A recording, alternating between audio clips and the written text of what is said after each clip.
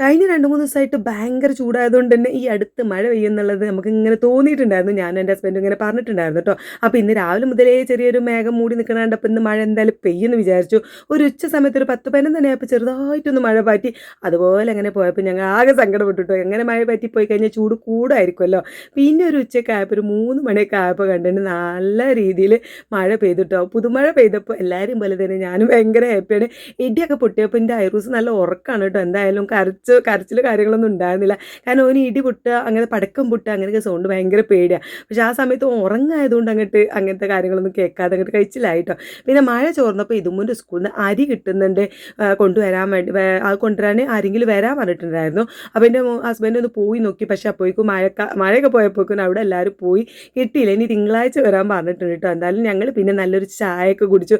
തണുത്തതല്ലേ ഒക്കെ എല്ലാവർക്കും ഒരു ഫ്രഷും കാര്യങ്ങളൊക്കെ എല്ലാവരും ഒരു കട്ടൻ ചായ ഒക്കെ ഉണ്ടാക്കിയത് മുൻഭാഗത്ത് വന്ന് മഴയൊക്കെ നോക്കി ഇങ്ങനെ ചായയും കുടിച്ച് ഇങ്ങനെ ഇരിക്കുകയാണ് കേട്ടോ. പിന്നെ ഇവിടെ ഒരു 6 മണി കഴിഞ്ഞാൽ തന്നെ എല്ലാവർക്കും രാത്രിക്കത്തെ ഫുഡൊക്കെ കിട്ടണം കേട്ടോ. അപ്പോൾ അതായത് എൻ്റെ ഹസ്ബൻഡിന് വേണ്ടിയിട്ട് ഞാൻ മുട്ട റോസ്റ്റും നല്ല പിന്നെ എന്താ പറയുക ദോശയൊക്കെ ചുട്ട് കൊടുത്തു. അപ്പോഴാണ് ഇതുമൂന്ന് അവിൽ മിൽക്ക് മതി എന്ന് പറഞ്ഞത്.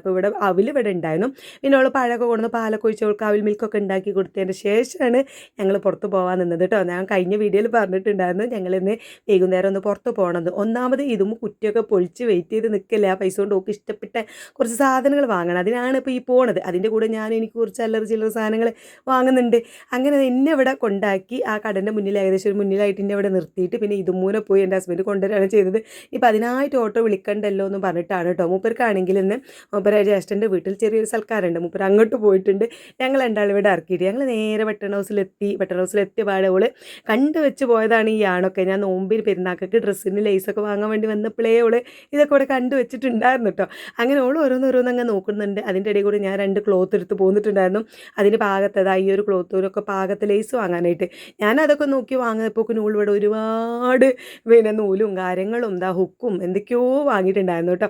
പിന്നെ കുറ്റി പൊളിച്ചതല്ലേ ഓളെ പൈസ അല്ലേ, പിന്നെ കുറച്ച് പൈസ ഞാനും കൂട്ടാന്നൊക്കെ കരുതിയിട്ട് ഓൾ ഇഷ്ടത്തിനനുസരിച്ച് അങ്ങോട്ട് വാങ്ങിക്കോട്ടെ എന്ന് കരുതിയിട്ട് ഞാൻ പിന്നെ പിടിച്ച് വെക്കാനൊന്നും നിന്നില്ല കേട്ടോ. ഇനിയിപ്പോൾ 2 മാസം വെക്കേഷനില്ലേ ഓൾ ഇഷ്ടം പോലെ എന്താച്ചാ ചെയ്തോട്ടെ എന്ന് കരുതി.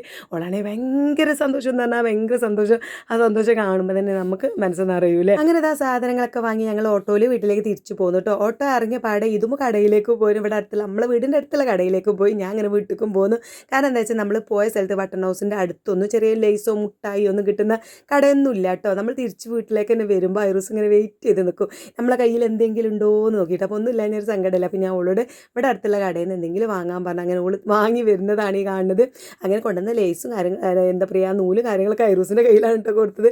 ഓനും ഭയങ്കര ഹാപ്പി, ഇതും ഭയങ്കര ഹാപ്പി. ബാക്കിയുള്ള വീഡിയോ